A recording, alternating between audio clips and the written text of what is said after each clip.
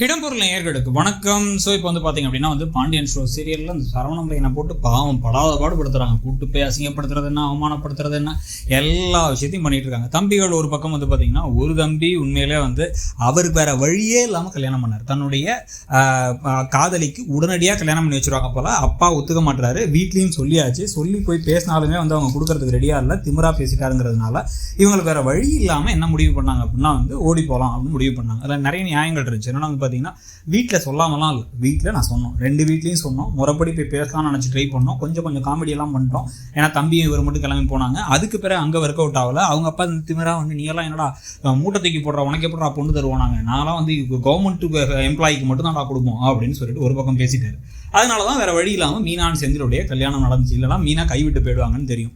ஏன் அப்படின்னு இன்னும் பயம் எக்ஸ்ட்ரா அப்படின்னா சரவணனுக்கு இப்படி தான் முன்னாள் காதலியே கைவிட வச்சதே யார் அப்படின்னா பாண்டியனுடைய முடிவு தான். அந்த பொண்ணுக்கு சொந்தம்லாம் இல்லை, அதனால் அந்த பொண்ணை கல்யாணம் பண்ணிக்க ஒத்துக்க மாட்டேன் அப்படின்னு அவர் சொல்லிட்டார். அதனால அந்த விஷயம் நடந்துச்சு. இன்னொரு பக்கம் பார்த்தீங்கன்னா, துரோகம் பெரிய துரோகமாக பண்ணது யாருன்னா அவங்க அம்மா கோமதி தான்.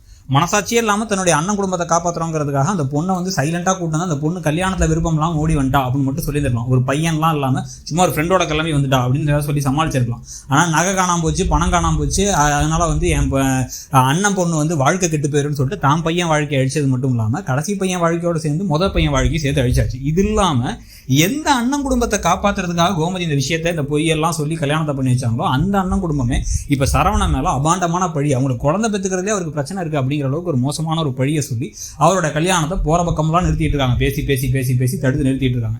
அந்த சின்ன ஊரில் இருக்க எல்லாத்தையும் முத்துவேல் சக்திவேலுக்கும் தெரிஞ்சிருக்கு. ஆனால் முத்துவேல் சக்திவேலுடைய தங்கச்சியை தான் இவர் பாண்டியன் கல்யாணம் பண்ணியிருக்காரு. அவங்களோட பொண்ணை தான் இவர் கதிர் ஓடி போய் கல்யாணம் பண்ணுறாங்க. அவங்களுக்கு தெரியலையாமா. அதனால தான் அவங்க பேசுகிறாங்கன்னு கூட புரிஞ்சுக்க முடியாத முட்டாளாவே இருக்க மாதிரிலாம் ஒரு கதையை காமிச்சிட்டு இருக்காங்க இப்போ இந்த மெடிக்கல் ஷாப் ஓனர்லேருந்து எல்லாருமே.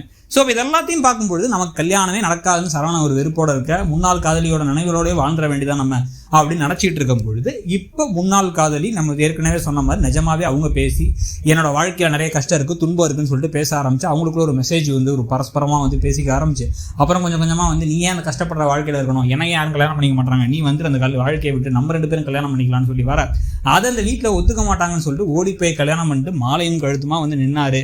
சரவணன் ஏற்கனவே கல்யாணமான தன் முன்னாள் காதலியை அங்கேருந்து பிரித்து கூட்டு இவர் கல்யாணம் பண்ணிட்டு நின்னார் அப்படின்னா மிகப்பெரிய ஷாக் ஆகிடும். அந்த வீட்டில் ஏன் பொண்டாட்டிடாவ அவங்க நிக்க இப்படி அவமானப்படுத்துறீங்கடா, 3 பசங்களை பெற்றேன், ஒருத்தர் பொண்ணா ஓடி போய் கூட்டு வந்தான். இன்னொருத்தர் என்ன பண்ணான், நகை பணத்தை திருடிட்டு பக்கத்து வீட்டில் இருக்க என் பரம எதிரியோட பொண்ணை கல்யாணம் பண்ணிட்டு கூட்டு வந்தான். இன்னொருத்தன் ஏற்கனவே கல்யாணமான இன்னொருத்தரோட மனைவியை இவன் கூட்டு வந்திருக்கான். என்னதாண்டா நினச்சிட்டு இருக்கீங்கன்னு சொல்லிட்டு பாண்டியன் செவுத்திலே முட்டி, இந்த பாண்டியன் ஸ்டோர்ஸ் அப்படின்னு சொல்லிட்டு தந்தை சொல் மிக்க மந்திரம் இல்லைன்னா எங்கடா என் சொல்லுக்கு மந்திரம் இல்லை, என் சொல்லை யாரா மதிக்கிறா அப்படின்னு நிலைமை வர மாதிரி ஒரு விஷயங்கள் நடக்க வாய்ப்பு இருக்க மாதிரி தெரியுது. உங்களுக்கு என்ன தோணுது, சரவணனோட வாழ்க்கையில் எந்த மாதிரி தான் கதை நடக்கும், எப்படி தான் கல்யாணம் நடக்கும்னு நினைக்கிறீங்க, அந்த கதை எப்படி போகுதுன்னு நினைக்கிறீங்கிறத சொல்லுங்க. தேங்க்யூ. இடம்பொருள் நேயர்களுக்கு வணக்கம். ஸோ இப்போ பார்த்தீங்க அப்படின்னா பாண்டியன் ஷோ சீரியலில் அந்த சரவணன் பையனை போட்டு பாவம் படாத பாடுபடுத்துறாங்க.